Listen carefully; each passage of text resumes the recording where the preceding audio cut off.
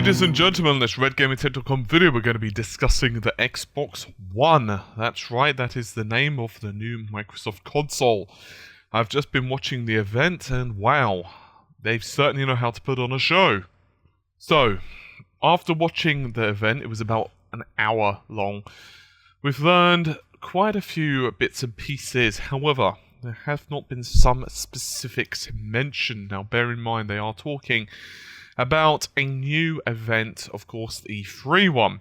So what do we actually know about the console's hardware? Microsoft did not address how much graphical power it had, and even the type of CPU. It just simply mentioned it was x64-bit architecture, 8GB of RAM, and of course had Blu-ray capabilities as well. It didn't mention about graphical power, it didn't mention about the type of memory. Now, you could take that one of two ways. They want to keep it close to their chest, or it could be seen as it is actually indeed inferior to that of the PlayStation. Obviously, they do not want to reveal anything that's worse than the PlayStation for their initial reveal. Similarly, we do have a 500GB hard drive.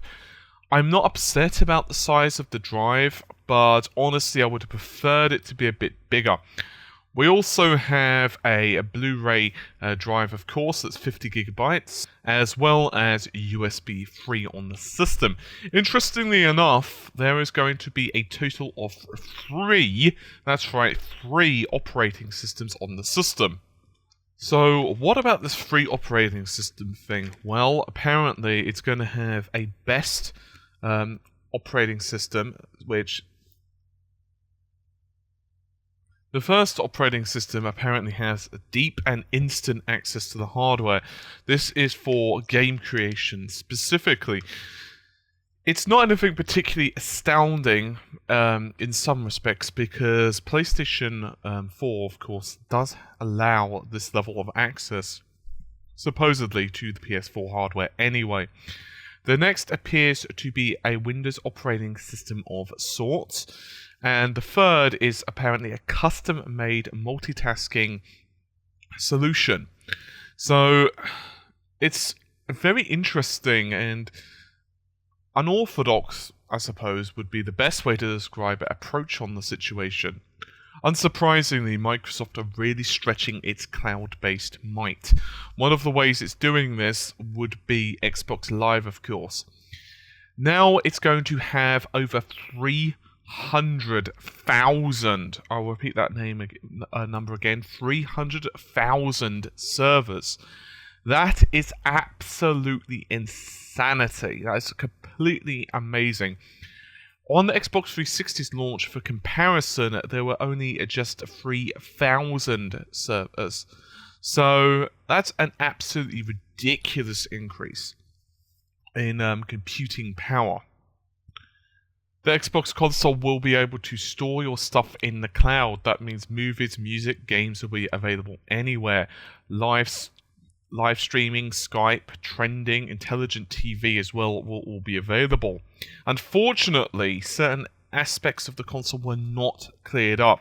One of those that instantly hit me was the used game thing. It was simply not addressed. And neither was the always online connectivity. Some may argue that because of the various connectivity functionality of the Xbox services, such as the cloud-based nature of it, it's a good possibility that it will always need to be connected. However, obviously we have had those previous rumors where they have said it should just work as well. We also have things such as improved matchmaking. One of the really nice features that I like about this is you can actually start searching for a match against a specific opponent while you're actually playing that particular match. So in other words, you can keep queuing up online games. That's actually really nice. It adds to the fluidity of the online experience. There's also been improvements on achievements as well. Apparently, Microsoft is saying that they're going to allow you to tell your story. The problem I've got with that is they haven't really added that much more to it. No doubt they're going to be revealing a lot more later on. Games saves can actually be, the state of your game can actually be saved to the cloud. So the basic idea is when you activate it via the Kinect sensor, Pretty much the game will resume at the point you left off, and this improves the constant and contiguous gaming experience that both Sony and Microsoft have been chasing for a while now. Now, in terms of the Kinect functionality, it's actually fairly weird. You can actually command certain aspects of it via your voice. For example, if I was to say Xbox on, it will turn the system on. If I was to say Xbox TV, it will, amazingly, show the TV. If I was to then do other things such as play game, it will switch to the game. The idea behind this is that you can basically do away, at least somewhat, with your controller. Talk about TV controller, obviously your remote control. You can also do other things, such as, for example, use Kinect to zoom in and out of various windows. You can have side-by-side. So, for example, you can have a live stream of TV at the same time as looking at, say, a guide. Or you can have a live stream of TV or sports and even have your fantasy football showing on there. This is all really nice and all, and I don't have anything particularly against it.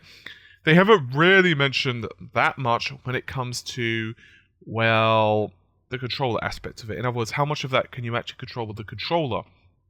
Some aspects I do quite like with the whole, well, to put it simply, I do quite like the gestures, but I have a feeling that it could also be a bit of a pain. I would like to really know how much the Xbox could differentiate between you saying various bits and pieces, for example, general conversations.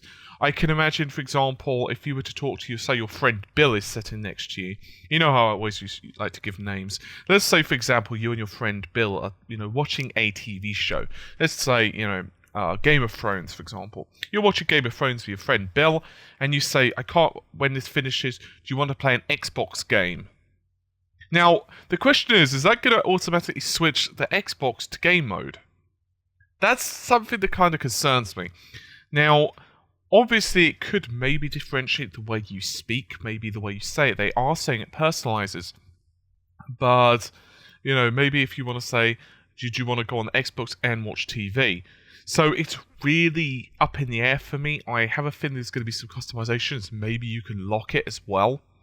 There's also been some information regarding the controller. Now, the controller, they haven't mentioned all of the innovations. Supposedly, there were up to 40. But they haven't mentioned all of them, and not by a long shot. What we do have is improvements to the D-pad, better ergonomic design, dynamic impact triggers, which supposedly, or his exact word was impulse trigger. Once again, there wasn't that much specific data on that, although he did say about feedback, whether that's going to be somewhat like it adds resistance to it, whether it's going to be vibration, maybe it may be a bit of recoil if, say, you're pew-pewing on, say, a gun. I mean, imagine if, say, the trigger just pulls out a little bit. It's really hard to tell, and honestly speaking, I would like for them to have gone into just a hair more detail on that. As I've said before, improved D-pad, because the D-pad on the Xbox 360 controller was not ideal, especially for certain fighting games. You basically were somewhat forced to use either the analog stick, which isn't ideal, or you were to, basically learn how to use arcade stick. And there was also improvements to the integrated battery and various other bits and bobs as well. Obviously, all of this is wireless. Whether there's going to be a wired version of the pad, unbeknownst at this point, I'd probably surmise no. However, Microsoft did get quite a few sales from the wired versions, especially for the PC, although maybe there'll be a converter. You can, of course, edit and share your videos. Sony did that, and it only makes sense for Microsoft to do the same thing. He also said he did emphasize somewhat that you can edit and share, and the idea behind this is apparently to go to your friends and so on. Once again, there weren't any specifics really or showing it. This was actually a feeling I got throughout the demo. A lot of even the gameplay of Call of Duty Ghosts, will put out a separate video for that. It wasn't really gameplay. It was snippets and previews, and I don't know if that's because they simply didn't have time to do it, or maybe they want to save some for the E3 reveal, or whatever. Even the Forza gameplay was Well, not really gameplay, although it was more just cars going around the track, supposedly using the inbuilt Real Engine. So whether that's rendered in real time, which they, say is and all, it doesn't look too bad at all, though. I've already mentioned that the Kinect is integral and does actually have a 1080p very sensitive camera indeed. Supposedly, Kinect can even do various other bits and bobs. Apparently with Kinect, it can also do things such as better understand your wrist, shoulder movements, muscle movements, and so on. The idea behind this is if you could play, say, fighting games or sports games, boxing games, you get the idea. It can better understand how much force you're putting behind punches, kicks, and so on. Apparently, it could even understand and read your heartbeat while you're exercising, which is going to obviously please some people who maybe use the whole console thing to keep fit.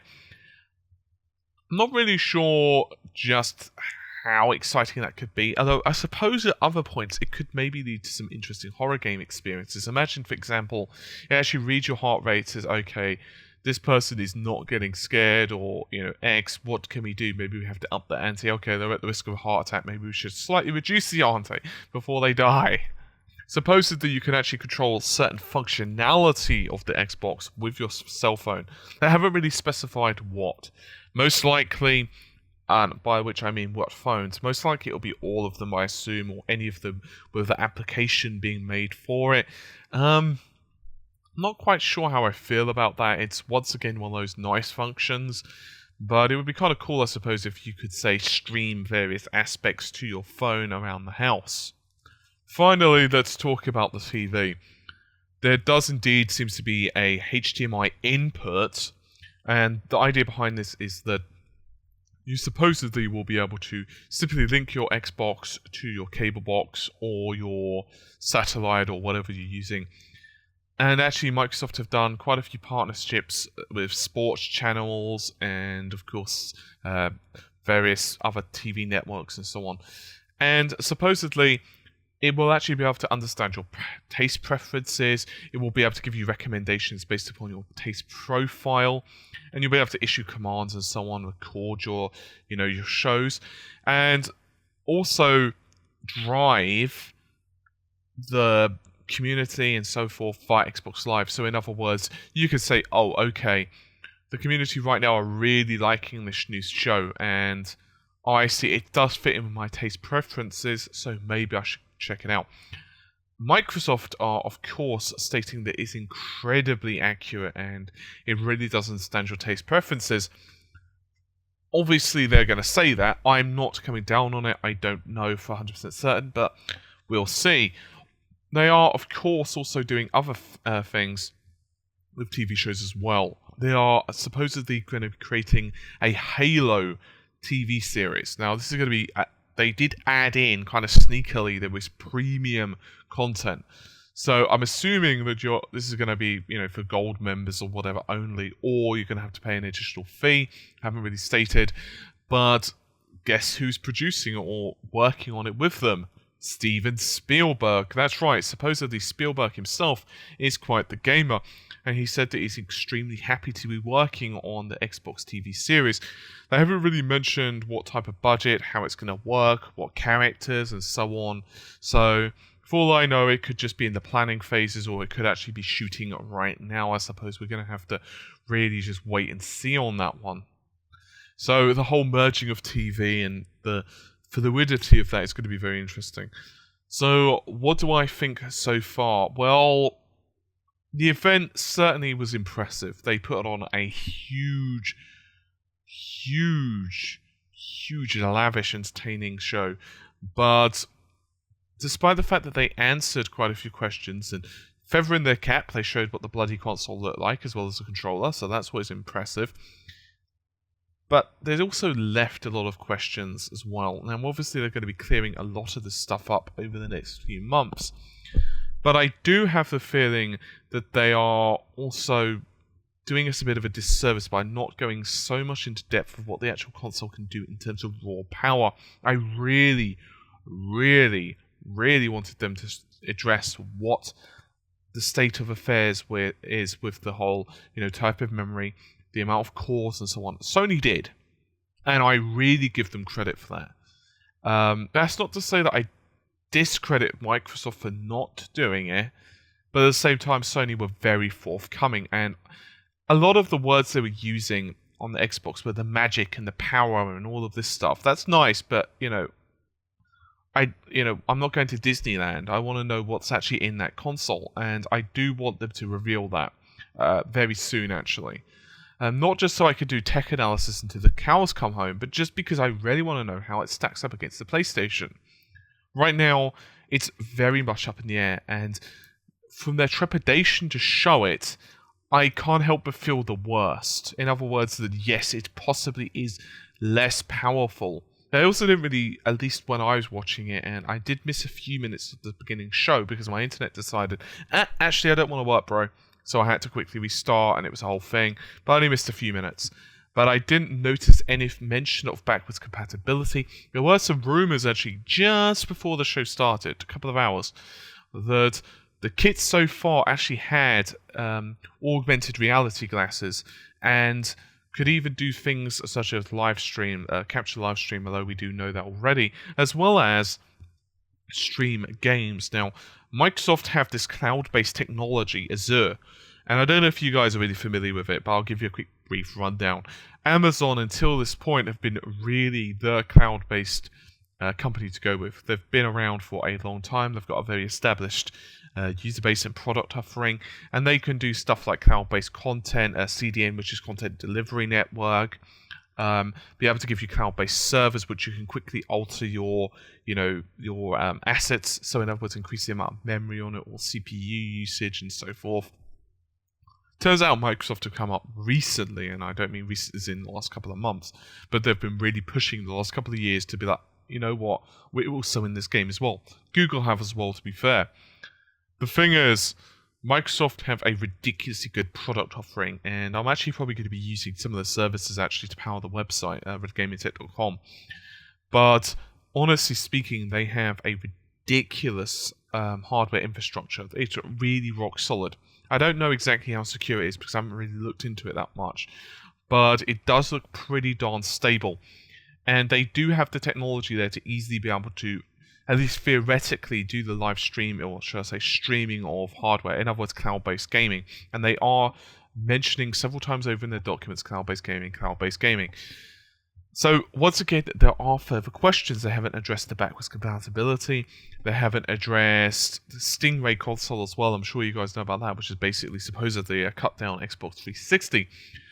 They haven't mentioned the hardware that much. They haven't mentioned how powerful it is. They did mention 8 gigabytes of RAM, but that's a really, really, really good number and all. But how fast is it? What's the graphics card in there? They said x86. Okay, that's nice, but I could give you a CPU from like 2008, and that's x86. You see what I'm saying? I'm not saying it is. I'm just giving you an example. I haven't gone into specifics, and I wanted that. So yeah, the event itself was really good. And there are going to be some incredible games and incredible technologies on the new next generation Xbox. I think the only problem I've got is it has left me wanting more, and to their credit, that's a good thing. They haven't revealed all of their hands. They're holding some stuff back. At the same time, simultaneously, I really wish they'd have cleared some stuff bloody well up. Because I think many of us are saying to ourselves right now, what about the used games, Microsoft? Do I need an internet connection? And I do wish they'd have cleared that up.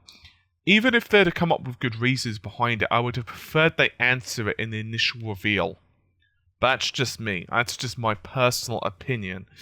They do have some definite major positives, however, above the PlayStation.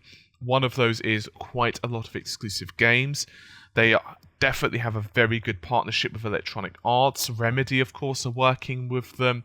The new Call of Duty looks absolutely fantastic.